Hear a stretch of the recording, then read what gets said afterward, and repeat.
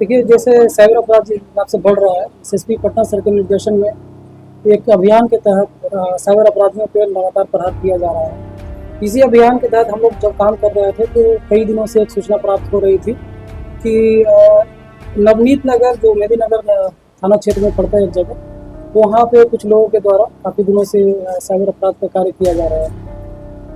इसमें सीसीएससी के द्वारा भी तकनीकी अनुसंधान किया जा रहा था, जो संदिग्ध मोबाइल नंबर थे उनके आधार पे।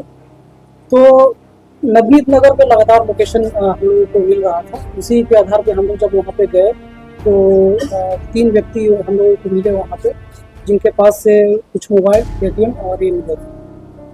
जब उन लोगों की मोबाइल और जो एटीएम और ये सब सिम था, पासबुक था, उनकी जांच की गई तो उस पर करीब 400 कंप्लेन दर्ज थे, जो भारत के लगभग अधिकांश राज्यों से थे और करोड़ों का करीब आप कह सकते हैं कि मामले का फ्रॉड किया जा रहा था। तो वहाँ से जो हम लोग को जब्ती हुआ है, इसमें 3 मोबाइल था, आधार कार्ड 2 था जो दूसरे लोगों के नाम से था, दूसरी जगह के लोग थे, एटीएम था 3, सिम कार्ड था 5, एक लैपटॉप था। जिनकी गिरफ्तारी हुई है उनका नाम क्रमशः है गौरव राज है, उनकी पत्नी है सपना कुमारी, जो दोनों नालंदा बिहार शरीफ के रहने वाले हैं।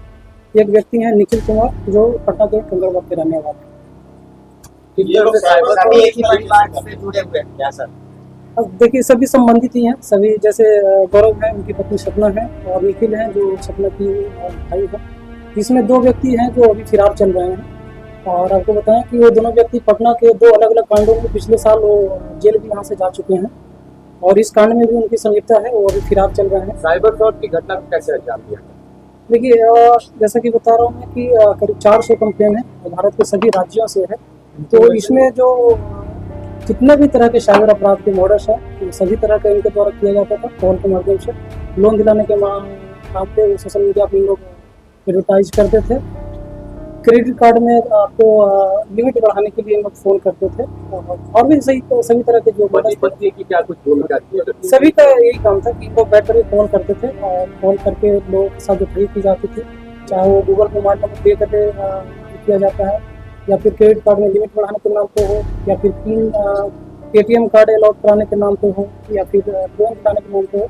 इस तरह के तमाम जो मोडस हैं सभी पे किया जा रहा था। क्या इन लोगों ने अपने घर में ही कॉल सेंटर स्थापित कर रखा था? कहाँ से कॉल किया करते थे, कैसे? हाँ बिल्कुल, देखिए जहाँ हम लोग को डिटेल प्राप्त हुआ है, सारे जो मोबाइल नंबर प्राप्त हुए हैं सभी का लोकेशन उनके घर पे ही प्राप्त हो रहा था, और करीब 400 के करीब कंप्लेन है, तो काफ़ी दिनों से इनके द्वारा किया जा रहा था।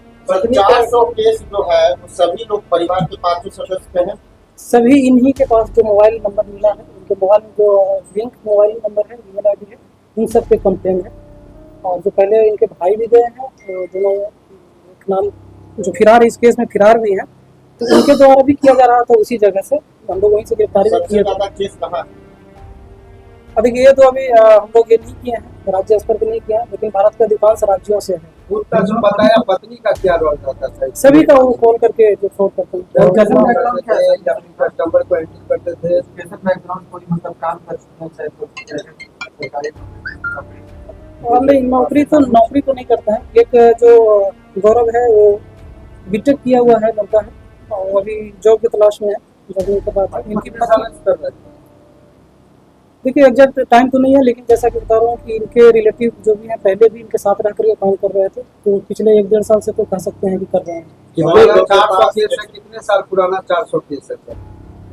और वो अभी 400 केसों को अभी देखा नहीं गया, वो अनुसंधान में बाकी चीज़ें आएंगी, उनको देखा जाएगा कितने अमाउंट का फ्रॉड हुआ है और किन किन समय का है। अवैध तरीके से कितने की संपत्ति बनाई है, क्या संपत्ति पर आप लोग का हंटर चलेगा? बिल्कुल, हम लोग इसका अनुसंधान में लाएंगे कि इनकी संपत्ति का जो ब्यौरा है, और ये काम चूंकि करते नहीं है कुछ, तो इनकी संपत्तियों का लेखा जोखा किया जाएगा। उसके आधार पर जो भारतीय नागरिक सुरक्षा संहिता के धारा 107 है, उसके तहत भी कार्रवाई करने का हम लोग।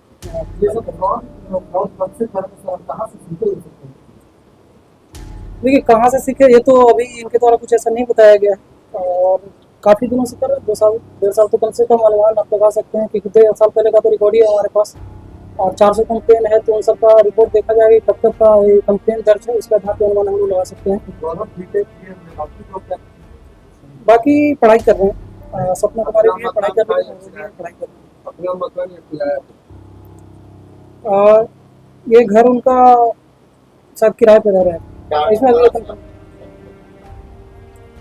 और डाटा का भी अनुसार हम लोग करेंगे। जो भारत के कई राज्यों से जो कंप्लेन है उन लोगों से भी संपर्क किया जाएगा, हम लोग इसको अपलोड करेंगे और बाकी राज्य भी इस कांड में जो अपराधी गिरफ्तार हुए हैं उनको रिमांड करेंगे भारत के सभी राज्यों से।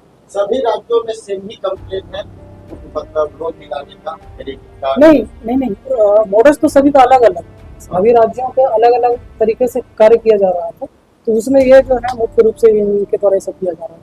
करोड़ों का चूना लगाया होगा इसमें। और बिल्कुल अब 400 कंपनी में तो आप मान सकते हैं कि कई सारे बैंक अकाउंट का हम लोग अभी जानकारी प्राप्त करेंगे। अभी इनके पास नहीं मिला था हम लोगों को कुछ अकाउंट, एक अकाउंट मिला था जिसमें काफ़ी सारे कंप्लेन थे, तो अभी अनुसंधान में बाकी चीज़ें अभी आएंगी, इनके द्वारा कहाँ किस अकाउंट में पैसे मंगवाए जाते थे, इन सब की जाँच की जाएगी। ठगी का पैसा इन्वेस्ट कहाँ करते थे? ठगी का पैसा इन्वेस्ट कहाँ करते थे?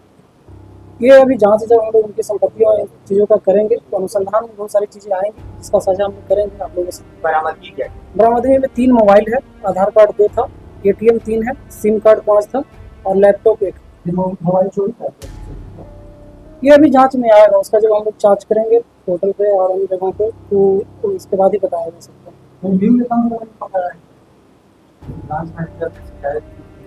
नहीं, अभी तो इसी मामले पे हम लोग काम कर रहे हैं, इसमें और कुछ नहीं।